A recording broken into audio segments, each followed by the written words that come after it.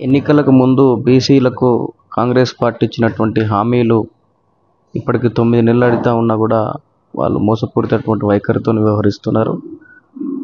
Kamareddy declaration పేరిట ఎన్నికల మేనిఫెస్టోలో బీసీలకు పొందుపరిచినటువంటి అంశాలు, అందులో ప్రధానంగా కులగణన చేపడతామని చెప్పి అన్నారు. అదేవిధంగా స్థానిక సంస్థల్లో 42% వాటా పెంచుతామన్నారు. అదే రకంగా బడ్జెట్ను ప్రతి సంవత్సరం 20,000 కోట్లు బడ్జెట్ ఇస్తూ 1,00,000 కోట్ల బడ్జెట్ను బీసీలకు కేటాయిస్తామన్నారు. బడ్జెట్ విషయంలో మోసం జరిగిపోయింది. అదేవిధంగా కులగణన చేస్తామన్నటువంటిది, కులగణన వాళ్ళు పెట్టినటువంటి కాలం పరిమితి ముగిసిపోయినా కూడా దాని మీద ఎలాంటి ప్రణాళిక లేదు. ఈ స్థానిక సంస్థల్లో 42% వాటా పెంచేటువంటి అంశాన్ని కూడా దాటవేసేటువంటి ప్రయత్నం చేస్తూ ఉన్నారు. వీటి అమలు కోసం అన్ని బీసీ సంఘాలు కలిసి గత 5 నెలలుగా అనేక పోరాటాలు చేస్తున్నా కూడా రాష్ట్ర ప్రభుత్వం స్పందించడం లేదు. కాబట్టి రాష్ట్ర ప్రభుత్వం స్పందించాలనేటువంటి దాని మీద వెంటనే ఏదైతే బీసీలకు హామీలు ఇచ్చారో ఆ హామీలన్నీ కూడా తప్పకుండా అమలు చేయాలని మేము మొన్న 25 తారీఖు మండల్ డే సందర్భంగా బీసీ ఆజాదీ యూత్ ఫెడరేషన్ కేంద్ర కార్యాలయంలో ఆమరణ దీక్ష చేపట్టినాము. అప్పటి నుంచి ఈరోజు 6వ రోజుగా ఉన్నది. ఇవాళ 6 రోజుల నుంచి కూడా నిరాహార దీక్ష చేస్తూ ఉన్నాం. నిన్న వి హనుమంతరావు గారు రాజ్యసభ సభ్యులు, మాజీ రాజ్యసభ సభ్యులు వచ్చి మంత్రి పొన్నం ప్రభాకర్తో ఫోన్లో మాట్లాడిస్తూ కులగణన చేస్తాం, మీరు నిరాహార దీక్ష విరమించాలని చెప్పన్నారు.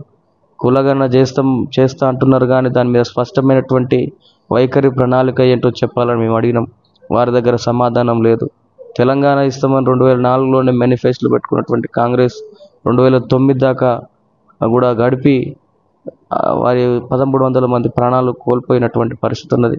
కాబట్టి ఈ కులగణన చేస్తామని 2023 మేనిఫెస్టోలు పెట్టిర్రు, ఈ స్థానిక సంస్థలు పెంచుతామని మేనిఫెస్టో పెట్టిర్రు.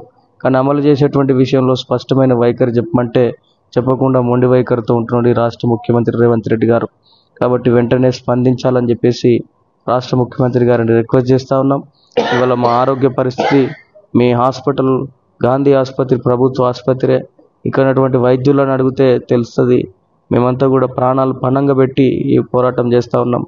ఒకవేళ మా ప్రాణాలకు మేమైతే మా ఉద్యమం కోసం, బీసీల కోసం ప్రాణాలు ఇవ్వడానికి కూడా సిద్ధంగా ఉన్నాం. నువ్వు ఇదే మొండి వైఖరితో పోతే మా శవాల మీద ఎన్నికలు జరపాల్సి వస్తుందని చెప్పేసి ఈ సందర్భంగా తెలియజేస్తూ ఉన్నాం. కామారెడ్డి డిక్లరేషన్ ఏమైనా అసెంబ్లీ ఎన్నికల కంటే ముందు హామీ ఇచ్చింది. తర్వాత దేశవ్యాప్తంగా రాహుల్ గాంధీ జిత్నా ఆబాది ఉతనే భాగేదారి అని తర్వాత కుల జనగణన చేస్తామని చెప్పి రాహుల్ గాంధీ తిరుగుతున్నాడు. కానీ రాహుల్ గాంధీ ఏదైతే చేస్తున్నాడో పోరాటం, రాహుల్ గాంధీ ఆలోచనను కూడా ఇక్కడ రాష్ట్రంలో అమలు చేయలేని పరిస్థితి ఉంది. కాబట్టి రాహుల్ గాంధీకి వ్యతిరేకంగానే ఈ రాష్ట్ర ప్రభుత్వం అంటే రేవంత్ రెడ్డి ప్రభుత్వం అనేది పనిచేస్తుంది. కనుక మేమేమంటున్నామంటే రాహుల్ గాంధీ ఆలోచనను మీరు ఫెయిల్ చేసినప్పుడు ఇక్కడ ఆయనకు ఎదురయ్యే ప్రశ్నలు ఉంటాయి. రేపు దేశంలో అక్కడ పోరాటం చేయడానికి కష్టమవుతుంది. కాబట్టి ఇక్కడ తక్షణం కామారెడ్డి డిక్లరేషన్ కుల జనగణన జరపాలి. తర్వాత స్థానిక సంస్థల్లో 42% అమలు చేయాలి. దీనికోసం మేము గత 6 రోజుల నుంచి ఆమరణ నిరాహార దీక్ష చేస్తున్నాం.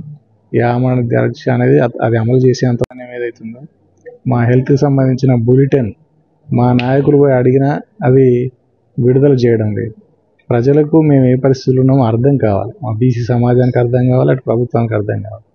అర్థమైతేనే కానీ దీనిపైన ప్రజలు అయితే పోరాటం చేయడానికి ముందుకు వస్తారు, ప్రభుత్వం అయితే నిర్ణయం తీసుకోవడానికి ముందుకు వస్తుంది. కాంగ్రెస్ అధినాయకత్వం దృష్టికి కూడా పోవాల్సిన అవసరం ఉంది. కాబట్టి కాంగ్రెస్ అధినాయకత్వం దృష్టికి పోయినప్పుడు రాహుల్ అయినా వాళ్ళను చేయమని ఆదేశించగలుగుతారు. కాబట్టి ఇది రాహుల్ నిర్ణయానికి విరుద్ధంగా జరుగుతుంది. కాబట్టి మేము పోరాటం చేస్తున్నాం. అది మేము ప్రాణాలు పోయినా మేము ఈ ఆమరణ నిరాహార దీక్ష విరమించలేదు. రేవంత్ రెడ్డి నుంచి పాజిటివ్ స్పందన వచ్చేంత వరకు ఇది జరుగుతుంది. గత 6 రోజులుగా బీసీ నాయకులు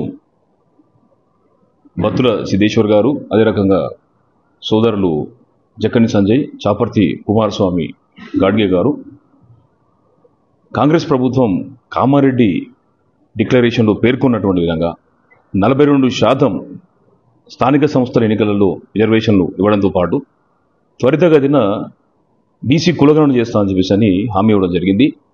మరి ఇటీవల వచ్చినటువంటి కొన్ని పేపర్ కథనాలు ఏంటంటే మరి మధ్య మార్గంగా నిర్ణయం తీసుకోవడానికి ప్రభుత్వం అనుకూలంగా ఉందని చెప్పేసి తెలియడంతో మా నాయకులు మరి బీసీలకు అన్యాయం జరుగుతుంది. క్షేత్రస్థాయిలో ఎమ్మెల్యే ఎంపీ పదవులు రాకపోయినా పర్వాలేదు, కనీసానికి సర్పంచ్, ఎంపీటీసీ, జెడ్పీటీసీ లాంటి స్థానాలకు కూడా మేము భాగ్యులం కాదా అనేటటువంటి ఆలోచనతో ఏదైతే తీసుకున్నటువంటి నిర్ణయం ఈ ఆమరణ దీక్ష ఈరోజు 6వ తేదీకి చేరింది. మరి ఈరోజు కొన్ని విషయాలను మేము చాలా స్పష్టంగా తెలియజెప్పదలుచుకున్నాం. ఏదైతే కాంగ్రెస్ పార్టీకి నాయకత్వం వహిస్తున్నటువంటి పార్లమెంటరీ పార్టీ నాయకులు రాహుల్ గాంధీ గారు చాలా స్పష్టంగా చెప్తా ఉన్నారు, రాజకీయంగా మాకు నష్టం జరిగినా పర్లేదు, కానీ కులగణ మాత్రం చేసి తీరుతామని చెప్పేసి అని ఈ దేశంలో ఉన్నటువంటి అట్టాడు వర్గాలకు, పేద వర్గాలకు, బీద వర్గాలకు, బలహీన వర్గాలకు అండగా నిలుస్తూ ఉన్నారు.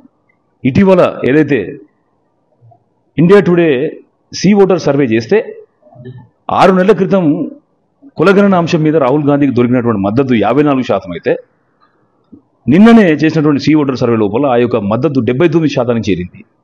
అంటే ఈ దేశం లోపల ప్రతి ఒక్కరు కూడా కులగణను కోరుకుంటున్నా ఉన్నారు. మరి నిన్న జరిగినటువంటి పార్లమెంటరీ కమిటీ సమావేశంలో కూడా లోక్ జనశక్తికి సంబంధించినటువంటి నాయకుడు చిరాగ్ పాస్వాన్ గారు కావచ్చు, జేడీయూకు సంబంధించినటువంటి నాయకులు నితీష్ కుమార్ గారు కావచ్చు, వాళ్ళు కూడా ఏంటంటే కులగణన కోసం పట్టుబడతా ఉన్నారు. మరి ఇటువంటి సమయం లోపల స్వతహాగా కాంగ్రెస్ పార్టీ నష్టం జరిగినా కులగణన చేస్తా అని చెప్పి పేర్కొన్నా కూడా మరి కామారెడ్డి డిక్లరేషన్లో ఇచ్చినటువంటి హామీని నెరవేర్చడానికి ముఖ్యమంత్రి రేవంత్ రెడ్డి గారిని ఏ శక్తులు ఆపుతున్నాయో మాకు అర్థం కావట్లేదు.